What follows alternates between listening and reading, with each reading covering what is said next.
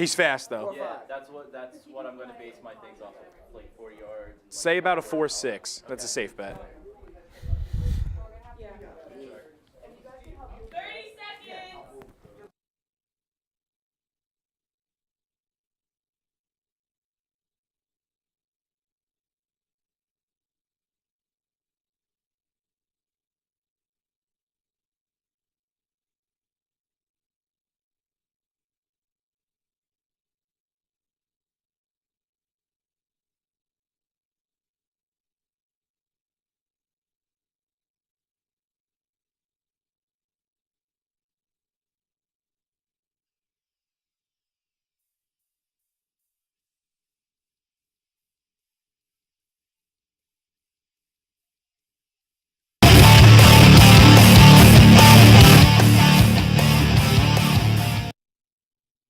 How's it? Welcome to another edition of LTCC Sports. I'm Ryan Calvey. The man to my right is Big Joe Man. Joe, how are you? Doing great today, Ryan. I see you're rocking the nice New York Rangers playoff beard, although they're not doing so hot. Yeah, I mean, I'm hoping that the Rangers can make it to the Stanley Cup Championship, but that's for later in the segment. So, you want to take the news right away, man? Back to the news. The Marist baseball team hosts St. Peter's this weekend as they look to make a late playoff push for the MAC playoffs in 3 weeks. St. Peter's and Marist have struggled this year, combining for a record of 12-23. Both still have a shot if they win out the next 2 weeks. Last year, Marist took 3 games from St. Peter's, where junior first baseman Steven Larino went 10 for 12 in that series. The Ball Foxes hope their star first baseman can help them sweep once again. Senior left-hander Jordan Ike will take the mound for his last home game start, and for the rest of the senior class, this will be their last home weekend series. We wish the best for senior class and the rest of the team, as their playoffs aspirations are on the line with every game. The Marist College softball team heads to the Metro Atlantic Athletic Conference Championship Tournament as the #1 seed with a 16-4 conference record. The Red Foxes won the regular season title and will be defending their championship victory from last season. The team not only leads the conference with the best record, but also led the conference with most runs scored, RBIs, home runs, and stolen bases. The powerhouse offensive squad was second in batting average and slugging percentage as well. Marist's leading hitter is junior Taylor Kuzma, who posted a .386 batting average, which ranks second overall in the MAC. Melanie White leads the Red Foxes on the pitching mound with a team-leading .279 ERA. This year's MAC tournament will be played in Fairfield, Connecticut. This past Sunday, Marist junior Daniela Sorrow broke a 17-year-old school record in the 100-meter dash at the Metro Atlantic Athletic Conference Outdoor Track and Field Championships at Rider University. She ran a time of 12.48 seconds, breaking the school record of 12.59 seconds that was set by Dominique Pino in 1997. As a team event, Marist placed 7th out of 9 teams with a total of 31 points. Now let's find out more about how colorful Marist students gave back to their community this past weekend. Today I'm here at the Marist Riverfront as the first annual Color Run is set to begin. The event will help raise money and awareness for Autism Speaks and is being co-sponsored by the Marist College fraternity, Theta Delta Chi. The 5K distance was run in a circuit around the Marist campus with multiple color stations set up along the way. Runners began the race wearing all white, but after running through the finish line, everyone was completely covered in blue paint to signify the fight against autism. Brianna Carey is a member of the Autism Speaks U Club at Marist and is impressed with the success of the event. I would love for this to be an annual event. Everybody clearly had so much fun, everybody looks great, and we raised so much money. According to Autism Speaks U, over $20,000 was raised for this event, and more than 350 Marist students participated in the Color Run. A Special Olympics team from Anderson Center for Autism has also come to support Autism Speaks U, as this is their first semester as an official club on campus. Everyone here had such a good time. It makes everything, all the stress, all worth it. And we're just happy we got to do this for such a great cause. The members of Theta Delta Chi, Brianna, and the rest of the Autism Speaks U organization hope that events like this and others will continue to help the cause to cure autism. Well, the money that we raised is a huge help because that's all going to Autism Speaks to help for advocacy, research, things like that. Organizers believe that their message was well received with 158 pounds of blue paint splattered over participants as they crossed the finish line. After running 3 miles for a good cause and being covered in blue paint along the way, I think it's safe to say that the Color Run is the happiest 5K on the planet, especially at Marist College. For LTCC Sports, I'm Leanne Brothers. Thanks a lot, Leanne. We're going to take a quick break here on the show, but when we get back, we'll be talking men's lacrosse, and we're fortunate enough to have an in-studio interview with Colin Joka and Pat Fermo. Sweet. All right. Where are we?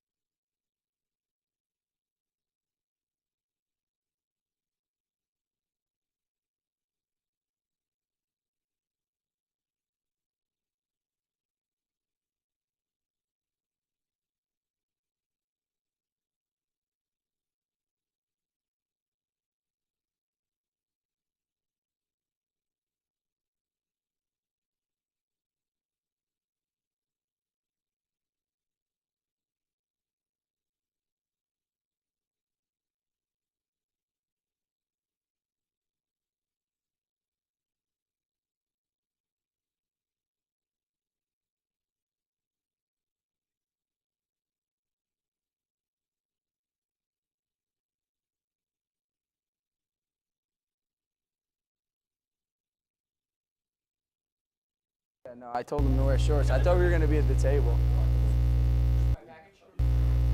No. Yeah. Dan's package I'm introducing. I'm going to look at Ryan mostly.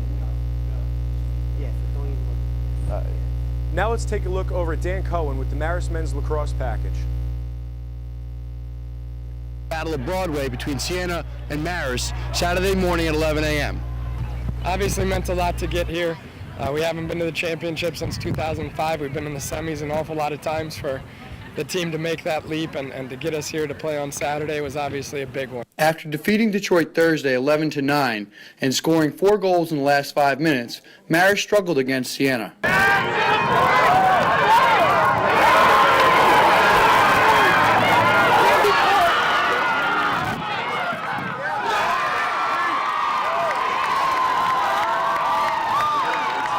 From today, our guys just need to know that they just learned an awful lot from 6 seniors, guys that had been through hell and back, and they never quit and they never showed any remorse. They just kept going. Marist lost in the MAC championship 11-7, but still had a tremendous season as they went through an unexpected journey all the way to the championship game. Reporting for LTCC Sports, Dan Cohen. Thanks a lot, Dan. Now joined in studio by Senior Attack Pat Fermo and Senior Attack Colin Joka from the Marist College men's lacrosse team. Guys, how are you doing? Good, how are you? So, you guys struggled a little bit in the middle of the season, but were able to turn things around and make it to the MAC championship game. Pat, you want to just tell me what was the switch? What did you guys do differently to turn the season around? I don't think anything necessarily switched. I think a lot of the younger guys on our team, because we're a very young team, struggled to find their identity as players. Jimmy Murphy, D-Mitty, you know, he had to go from playing offense in high school to coming in and strictly playing defense. Guys like Joka, going from a crease guy out to more of a dodging attackman. We really just had to establish ourselves on the field.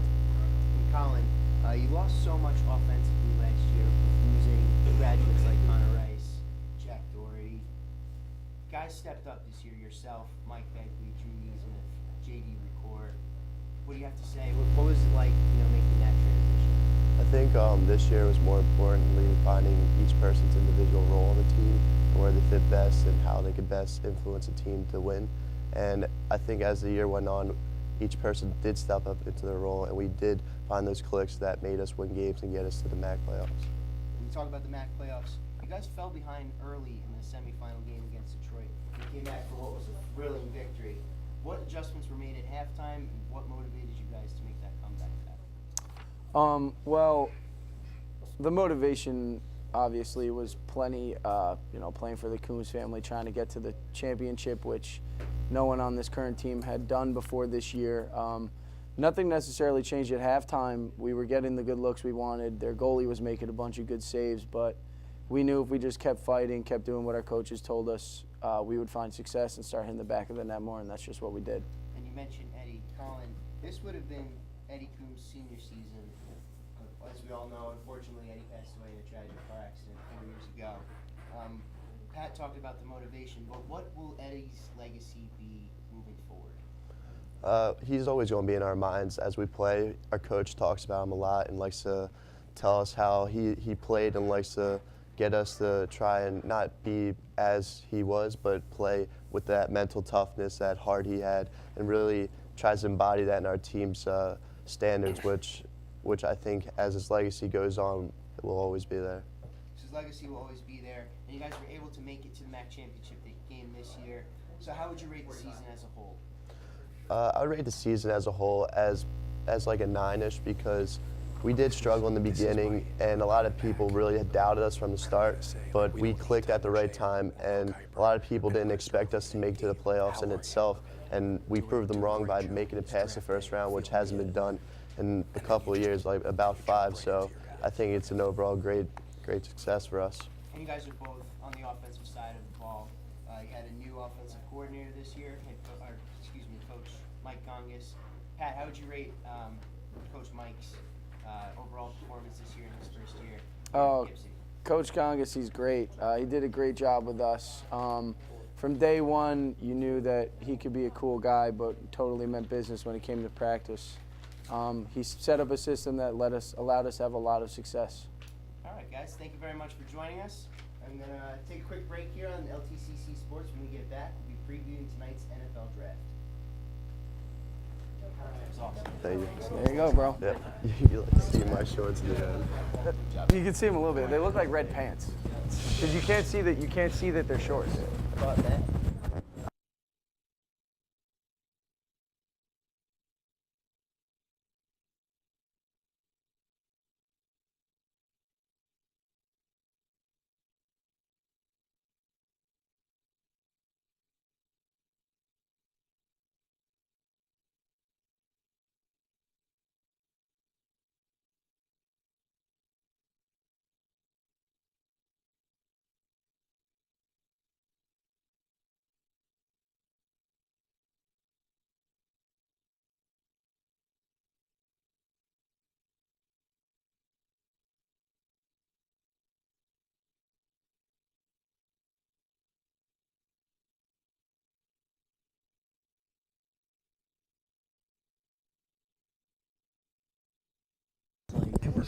We're coming back. Out of the house today. Come back on camera 1. Who gets this? For the NFL draft, my top overall pick is Jadeveon Clowney. Okay.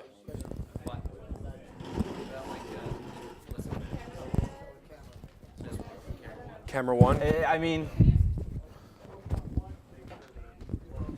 okay.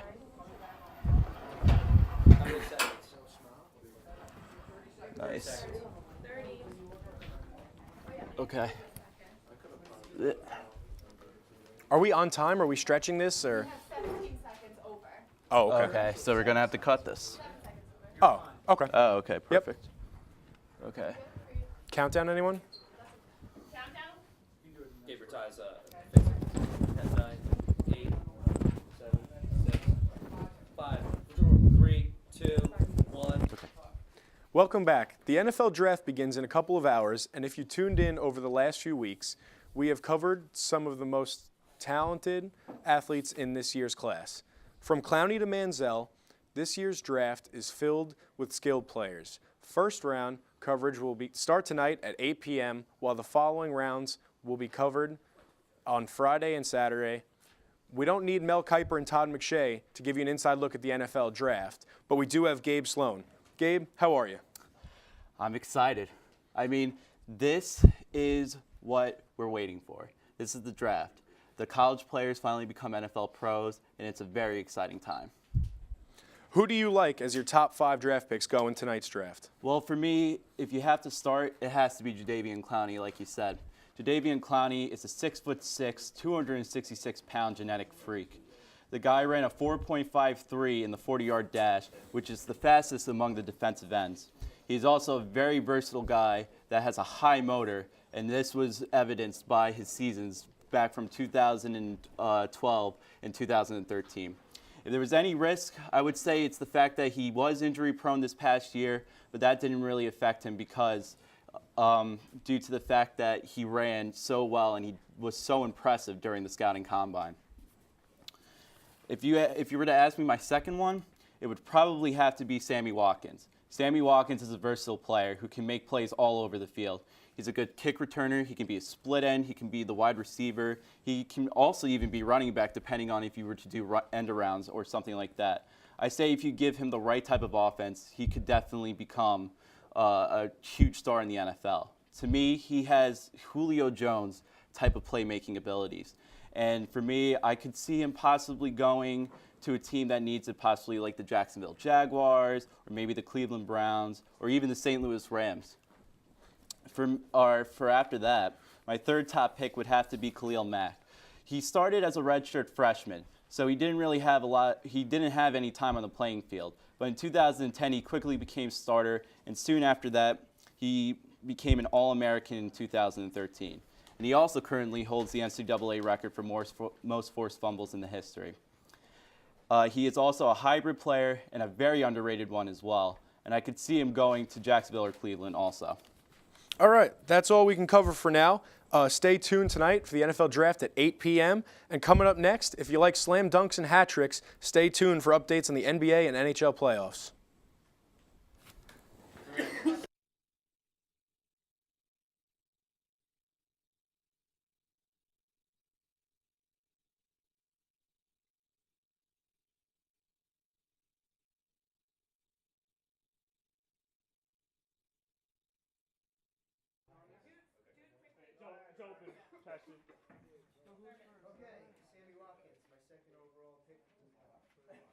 Check my mic, so I just wanted to read something. Okay. All right. The Marist baseball team hosts St. Peter's this weekend as they look. I'm good?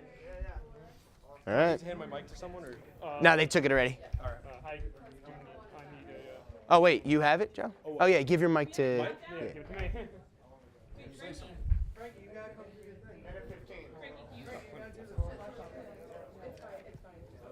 Joe, can I have. It's been working well. Yeah, it's good.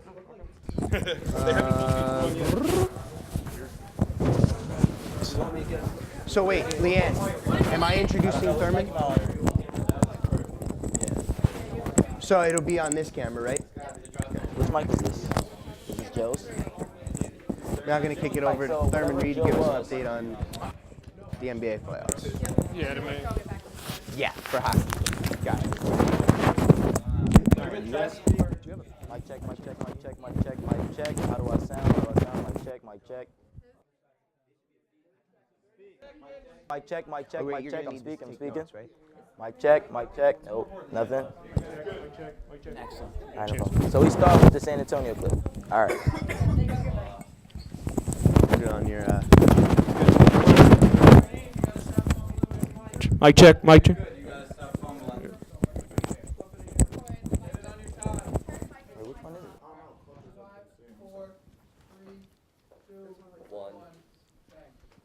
Welcome back to LTCC Sports. I'm now going to kick it over to Thurman Reed to give us an update on the NBA playoffs. Thank you, Ryan. Well, as we can see, we're going to start off with the playoffs, and we're going to go to the Western Conference, and we're going to play the San Antonio Spurs versus the Portland Trail Blazers. Now, the Portland Trail Blazers are a young team. They resemble the San Antonio Spurs, but they aren't yet them. Damian Lillard and LaMarcus Aldridge are almost similar to Tim Duncan and Tony Parker as players, but yet they're younger and inexperienced. The Spurs have a more experienced team, so they can beat them, and they beat them by a big margin. And this shows. Tony Parker is still a great point guard, still playing as if he's young, but he still is old, and they can beat them. But I see San Antonio winning in 6. As you see this play, Manu Ginobili with the ball, he passes it out, he shoots a jump shot, bang, that's made. Clearly was a blowout game, could have been better, but the Blazers aren't ready. This is a very long clip. Next, we go over to Oklahoma City and Los Angeles, where the Clippers took Game 1, but Game 2 was redeemed last night. But the Clippers did win, and they played with a chip on their shoulder. And they played with a chip on their shoulder after their owner made some racial comments. They came together as a team, and they played hard. After this, we throw it back to Ryan Calvi in the studio. Thanks a lot, Therm. Now joined alongside Michael Sachs, and we're going to give you an update on the NHL playoffs. Michael, it's good to have you in here. Thanks for having me, Ryan. So we're just going to go series by series, break it down, and make predictions ultimately who you think is going to win this year's prize Lord Stanley Cup. Sounds good to me. So in the first series, Bruins, Canadiens, those are longtime rivals. They've been going at it early on in this series. Who do you have winning, moving on to the Eastern Conference Final from that series? I still have the Boston Bruins moving on, despite them being in a 2-1 hole at the moment. I still think they're the best team in the NHL. It's their matchup nightmare for anyone they're playing. And, you know, a team that it's so hybrid. They are one of the best scoring teams in the NHL and one of the best defensive teams in the NHL. They've struggled a little bit defensively in this series, but I expect that Tuukka Rask and the rest of the defense will be able to pick it up. Yeah, they also have a very strong fourth line, which always helps. Absolutely. Now moving to the Western Conference, the Blackhawks Wild series. That's been a great series so far for Chicago. Is there any chance Minnesota makes a comeback? I don't see it happening. I was impressed by Minnesota's 4-0 win in Game 3, but I think Chicago just has too much offense. Patrick Kane and Jonathan Taves are at the top of their game right now, and they're almost unbeatable when that happens. Corey Crawford's playing extremely well in goal, and that's a formula for a lot of success in the playoffs. So Minnesota, in impressive run. I definitely saw a lot from them, but I still think Chicago's going to move on. Now, Joe mentioned this early in the show. I'm rocking my New York Rangers playoff beard.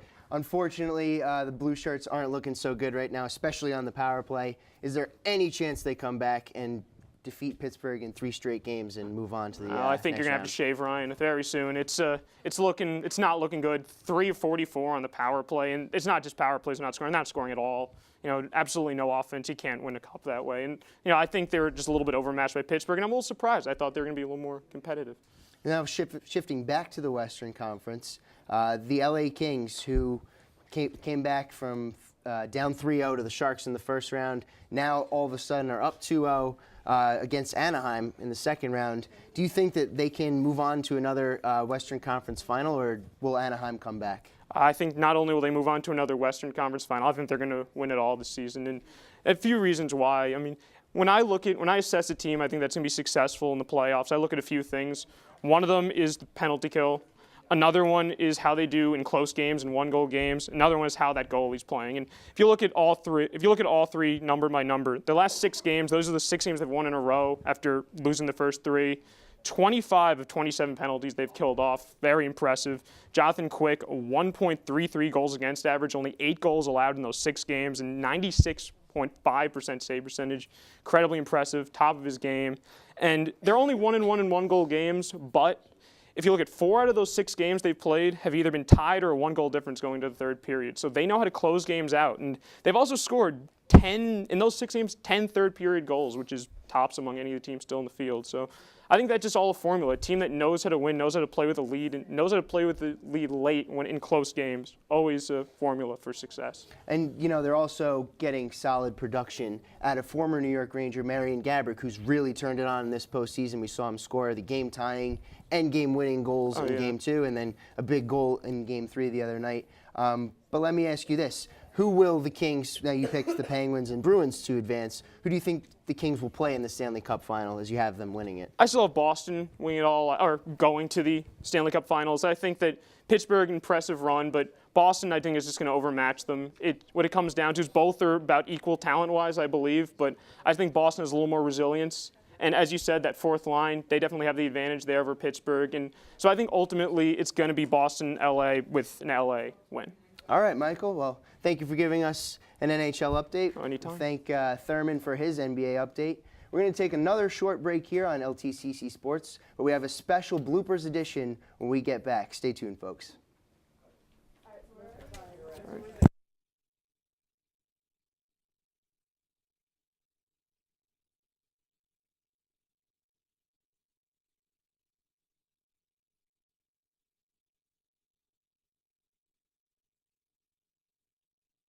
Or Kendall, how under over are we? 20 seconds. All right, I tried to stretch it as long as I could. The bloopers are over. You guys say this is like your last class of the rest of Yeah. your year. Yeah. You know? We'll be all. Yes. Okay. Yeah, we're all coming on.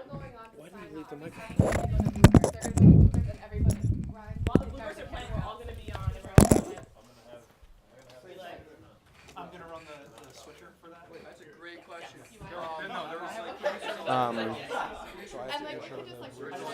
Yes. This is It's never my show. For the not top 10, do we want to have them talk? Do we want to have them talk over it? It's on. Yeah. It went well too. We're back in 45 seconds. For my reel. Yeah. Sorry. Hello? Okay. So you're coming back on that. What shot are we coming back? I think you're coming back on that. Is he coming back on a 2-shot or a? 2? Okay. Mic check. And my name is Joe Mann. I'm from Lake Grove, Long Island, New York. Hi, I'm Ryan Calvi. We are coming back. I don't have, yes, camera 2, as we're going to introduce the My microphone's not working. It's getting really annoying. So we're running signs. Is it not working? If it's not, then I'll come back. 15 seconds! They're all good. This one's How long do we got? Here, just kick it to me. I'll kick it. Just give it to me. 4, 3, 2, 1. Welcome back to LTCC Sports. I'm Ryan Calvi, joined alongside Joe Mann. But now we're going to give you a special bloopers edition from this year's class. We messed up a few times. Check it out. It's pretty funny.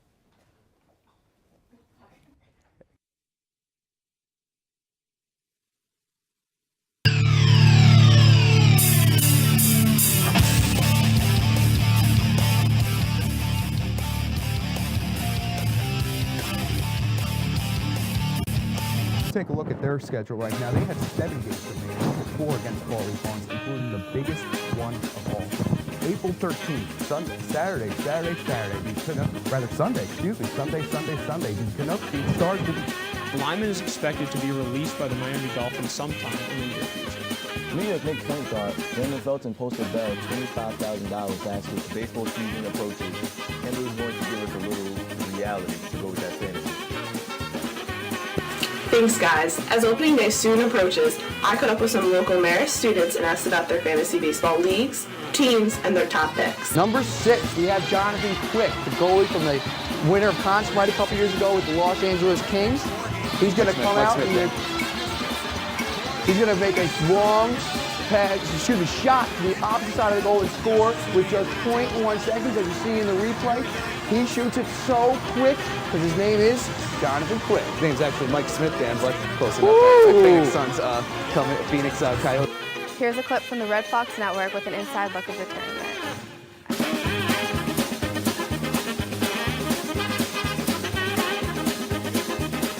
And we have another clip from the Red Fox Network, and they're going to talk about the game and some interviews with the coaches. pick number 13. And now, let's kick it back to the studio with Dan, and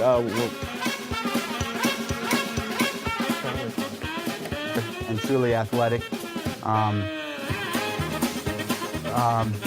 Bucks are the only team worse than the 76ers last year.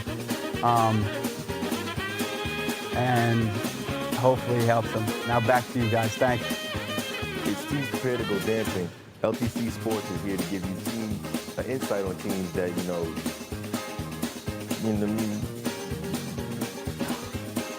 They will have 2 games on Saturday and 1 on Sunday in Lawrenceville, New Jersey.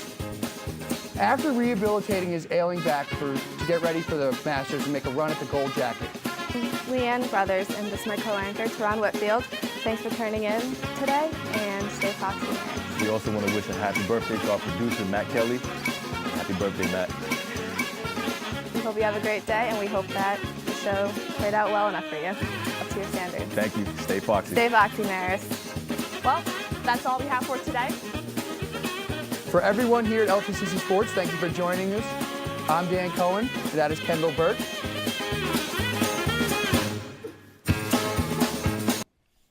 Welcome back to LTCC Sports. From our Professor Ryan Rogers to James from the Media Center and each individual one of us in the class, we'd like to thank you. From Teron Whitfield, Gabe Sloan, our producer Leanne Brothers, our other producer Kendall Burt, and then we have Dan Cohen, Sam Lucides, Callie Parmelli, Ryan Calvi, Pat Fermo, Matt Kelly, Stephen Lorino, Christian Clark, Michael Sachs, Frankie Gannon, Jeff Maglicetti, Thurman Reed, Dan Ventricelli. I'm Joe Mann. Thanks for tuning into LCC Sports, and stay Foxy, Marist. Woo! Are we up Come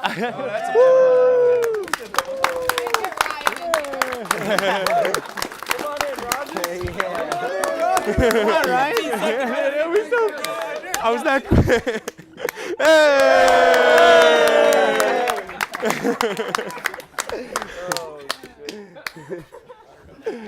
Yeah, that was kind of cool. That was kind of cool. I liked it. I went through everyone's names.